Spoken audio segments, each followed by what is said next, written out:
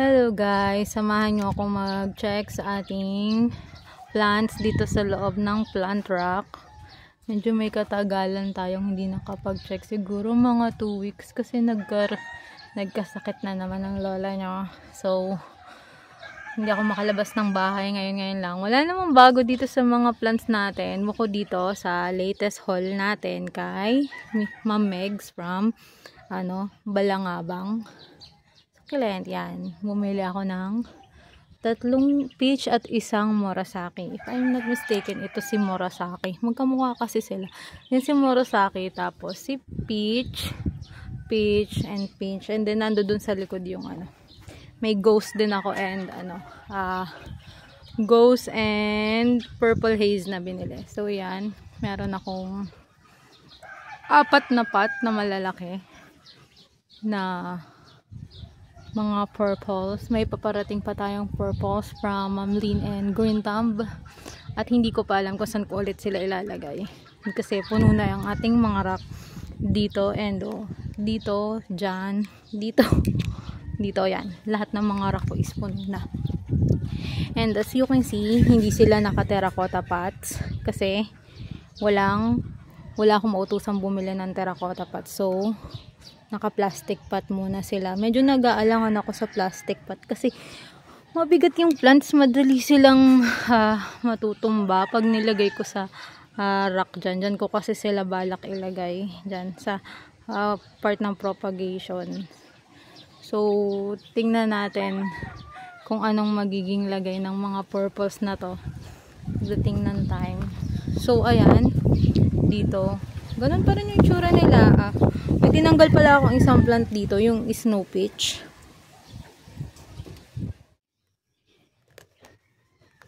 Hi guys, look na naman yung nangyari sa snow peach ko. Ayan, super tagal kong hindi nakapag-check ng plants, siguro almost 2 weeks. Ayan, so nagkaroon siya ng milis. Ew! So, tinanggal ko muna siya dun sa ating rack na may bubong. And then, ngayon, tinitreat ko siya ng 7. Actually, kahapon ko lang siya nakita. So, kahapon lang ako nakapag-start mag-treat sa kanya. Yun. Hindi kasi ako nakapag-garden ng 2 weeks. Then, ayan na yung pagdating ko. I mean, pag-check ko sa kanila. Ayan, may mga milis na siya. Chinek ko naman kahapon, yung iba wala. And then, nag-spray na din ako sa rack na yun ng ng 7. Siguro dahil hindi ko sila nadidiligan and so super dry kaya nagkaroon ng mga milis. So ito yung pinakamaraming milis and then ayun may mga roots na siya sa may aerial roots na siya. So ngayon tinitreat ko siya ng detain and chinecheck ko yung kanyang soil. So dito muna siya sa aking ICU para check natin yung kanyang kalagayan. Siguro mga 3 days. Sana matreat natin siya. Kung hindi, i-uproot ko na to. Check ko din yung lupa niya para sa mga eggs ng milis. Yan. Kaya pala hindi siya nag-grow. And mukha siyang malungkot dahil madami siyang milis sa stem and roots. So kapag ganun yung plants niya guys, pag feeling nyo sad siya or wala kayong nakikita sa kanyang growth, ganyan, check nyo, baka may milis din sila. So, ayun na nga, tinanggal ko si snow peach kasi nagkaroon ng maraming milis. Then, ito yung itsura ng mga plants natin dito. Ay, ito, bago din pala to, from Balangabang din. Si to, Monroe. Hybrid Monroe daw yan. Yan. Tapos, ito si labamba natin. Malaki na tong labamba. Kailangan na natin tong iripat kasi natutumba na siya sa pot. Then, ito yung ating variegated super balm from Ma'am Herlet's. Yan. Kakapag-spray ko lang ng 7 dito kahapon kasi nga nakita ko yung snow peach na puro aphids and millibugs and aphids. So, ayun. Minabuti ko nang mag-spray ng 7 sa kanila lahat, sa mga stem nila. Ito, iriripat ko tong si lotus ko, yung mga lotus para mas lalong lumaki. And then, iriripat ko din tong mga ganito. Yung feeling ko hindi lumalaki sa pot nila kasi na-overpot sila. Ayan. Ito, inaprot ko din to, si Monstrous, ata to. Wait lang, check natin yung name. Ayan. si Monstrous Lilacina. Kasi ang ano ng leaves niya, ayan ang lungkot ng leaves niya, parang hindi siya lumalaki. So ayusin natin yung soil niya. Ayan, okay naman yung mga cream teas natin.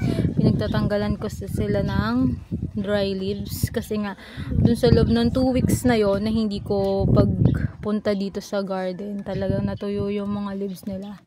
Okay naman si Ma, diba? May colors pa sila. Minsan na-open ko yung grow light, pero kadalasan hindi. Kasi nga nakahiga lang ko sa may pakaramdam ko. Yan, sinamazing you. Mapuputla. Yan, ito yung isang crispate natin. Super ganda. Then ito yung isa nating super bomb na variegated. Super amos na din. Mamaya magsha-shower sila. Kasi nga ako ng 7 kahapon. So mamaya i-shower ko naman sila. Super hangin dito sa amin kaya maalikabok sila. Hindi na kumalma yung hangin dito sa amin. Ayan si Tromso. Super laki na ni Tromso. Kailangan ko na din siyang i-repat. Ang liit niya sa pat niya. Ayan. Super chubby din ni Tromso. Ang ganda pala ni Tromso, guys. Ayan ang kakapal ng leaves niya. Yan, then another missing you. Parang gusto ko lang pagsama-samahin yung missing you kasi ang dami. Para makales din ako sa pots nila. So yan yung update sa loob ng rack na to. Yan, dito ko muna pinapa-stable yung mga peach and murasaki natin. Siguro mga 1 week sila dito. Yan, dyan muna sila. Dyan muna sila magpa-araw. So, ayan guys. In my last vlog, sinabi ko ayusin natin yung part na yan. Napapalitan natin ng pots. So, ito yung napili kong pots na ipapalit. Yan, mga ganyan. Then, hindi ko pa naayos yung mga plants sa mga pots na yon, pero naka-ready na sila. So, unti-untiin nating palitan yung mga nandiyan na pots para uniform sila. And then, itong propagation natin ng Purple Delight, isasama na natin siya dito para makales tayo ng space. May mga padating tayong Purple Delight, siguro yun, 6 na mother plant yung nabili ko from Green Thumb, and I'm so excited kasi mga mother plant na sila. Bala ko sila dito ilagay dyan, hilera, pero tingnan natin kung anong magiging result. Ganyan, okay naman yung moran natin. Nanliliit yung mga rosette niya pero ang kukumpak. Okay naman din ang ating coconut ice. Din ito si Lamiray natin. Medyo nababagalan ako sa progress niya. Pero okay naman siya. I think, sana. Kasi yung mga nakikita kong may Lamiray naka-ROS. So, in-ROS ko siya. Ayan. Super hangin dito sa amin guys. Tingnan nyo yung yung puno dyan sa harap ng bahay. Super hangin dito. Ayan, may bagyo ata guys, ingat tayo. So yun ang aking around day. Quick update lang talaga guys. Hindi ako magtatagal dito. Yung mga lacteas natin ay okay naman, mukhang may roots na din. Dito ko pala nilagay yung Monstrous Variegated Super Bomb natin, naka ROS siya and okay naman. Ito yung variegated natin na Purple Delight. Ayan, malaki na yung naging pops niya. Pero hindi siya variegated. Yan. Hindi variegated yung mga naging pops nila. Ewan ko, pero baka sa mga susunod na araw putulin natin yan. Pero for now, pabayaan ko muna sila kasi medyo umaambon-ambon. Baka mabulok yung stem. Yan, ang tataba ng ating Fat Beauty dito sa ating ROS. Sis Jen, ito na yung mga Fat Beauties mo. Naginip sa akin. Thank you. Super taba na nila. Nare-repat ko din tong dalawang to kasi maliit na sila sa pot nila. Ayan. So, okay naman yung mga ROS ko. Makulay pa rin sila. Ayan yung color ni Adolpy. Super, orange ba yan? Orangey. Then, ito si Pots Pink. Yan. So, ito talaga. Ang ganda ng pagkaano niya. Then, ito yung ating cheesecake. Yan, medyo may mga burns ata siya. Ayan, oh. Pagkaripat ko kasi inilagay ko na agad siya dito sa RS. Pero, ayan, okay na siya dito. Ayan, super ganda. Nag-lash na siya. Ito yung dalawa nating pat ng cheesecake na import. Then, yun dito, ayan, so makikita nyo, nilabas ko na din si Silver Bomb, nasa RS area si Silver Bomb, siguro mga 1 week na siya dito, and okay naman siya. Nailabas ko pa siya dito kahit may sakit ako. And dito yung variegated Tinkerbell, as in saglit ko lang to inilabas kasi nga, nangungulubot na siya sa, sa uhaw, so inilabas ko siya. Ayan, I think okay naman siya dito. May kinat akong niya, stem, ayan, oh. Hindi pa ata nagbe-baby. Ito yung kinat ko sa kanya, nilagay ko lang din dito. Ay, meron ng pups. Tingnan natin sa mga susunod na araw kung ang itsura ng pups niya. Ayan, dito lang sila. Ayan, magaganda pa rin sila. Ito yung bago kong pot ng nilipat ko dito. Si Purple Haze, yung dati natin Purple Haze na kinat-cut, sinama ko na din dito. Ayan. Para maging lush sila. Ito, may bagong pot din ako ng ghost plant. Yan, yung mga propagation natin ng ghost plant, isinama ko na dyan para naman maging lush siya. Yung choco moonstone natin, matangkad na. Mukhang kailangan ng pugutan. Yung sasakwin natin, super dami na ng dry leaves. Na tayo. Maglilinis na ulit ng garden. So, ayun na nga. Sabi ko maglilinis tayo ng garden. Then, dito yung isang variegated super bomb natin. Maliit lang to. So, lang to. 2 inch yan. Tapos, ito yung head ng ating Purple Delight na isa. Variegated Purple Delight. Yung kauna-unahan kong Purple Delight. Then, cheesecake natin. Okay naman si Chloe. Trailing pa rin. Hindi naman siya natutuyo dito.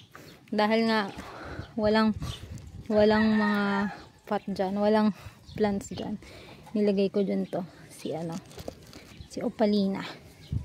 Yan, ito yung peach snow natin na isa na luma. Yan, kinat ko din siya. Yan, may pops na, malaki na din yung pops pinutol ko sa kanya. Yung nakuha ko ditong head, isinama ko sa doon ata, if I'm not mistaken. Ayun, nasa bagong pot natin ng peach. Yan. Ano pa, wala naman masyadong nagbago dito sa garden natin. Andyan pa rin yung mga hangings natin. Itong part na to medyo namamroblema ako kung anong gagawin natin sa propagations natin kasi super dami. So, ang naiisip ko lang gawin is ipaglalagay na sila sa isang pot.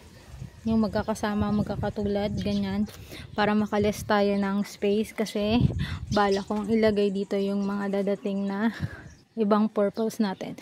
So, parating tayong Murasaki and mga Purple Delight. So, sabi ko nga ilalagay ko dun sa harapan yung Purple Delight pero hindi ko pa rin sure kung anong mangyayari, kung saan ko sila trip ilagay. Kung tingnan natin, abangan natin yan. Then, ito, mga propagation ko to ng cheesecake. Nilagay ko na sa isang pot.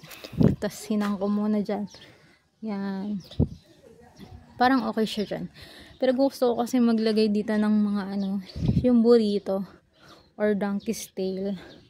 Gagandahan kasi ako sa gano'n ni Sis Jen. So, inggitera ang lola niya. Gagayahin natin.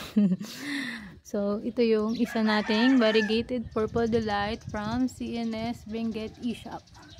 Ayan, malaki na din siya. Ang ganda ng color niya. Ang kala mo ice cream. Ayan, andyan sino ba yan?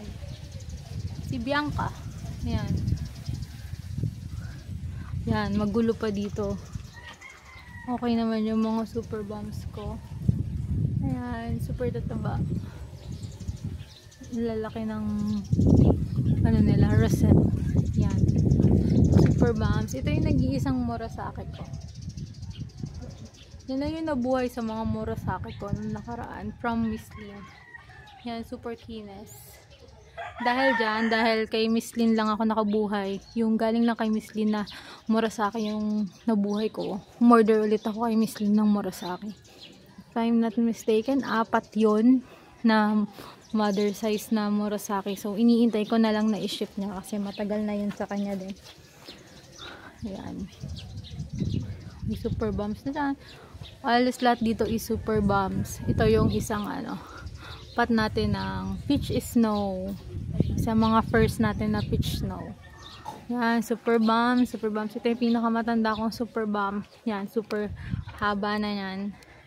Tsaka yun, yung mahabang super bomb na yun. Then may peridot tayo dyan. Ayan, ganyan lang. So far, okay naman sila lahat. And may new leaves na ang ating Poisony. Yan, super ganda niyan pag lumaki yan. Yan, may aloes din tayo dyan. Nag-mind din ako kay Ma'am Lynn ng aloes. Parang nagandahan ako nung nakaraan kay aloes sa mga tit niya. Yan. Ito nalaglag to. Naputol yung kawad. Kinalawang na. So, nalaglag to. Si Alice Evans and Ellen. So, dyan muna siya. Habang wala pa akong paglalagyan sa kanya. Ito pala, mga din to. Peach snow din to. Yan, diba? Super dami nating propagations. And kailangan ko na talaga silang bawasan. Ayan, may dyan sa mga gymnos ko, may mga singit-singit na na succulent propagations. Yung mga haworte ko is nag roots na naman sila. Medyo may mga nakalabas na roots. Ayusin natin yan. Ayan dahil sa antagal kong hindi nag-garden. May mga may mga damo na. Ang lalaki na ng damo ng mga gymnos ko.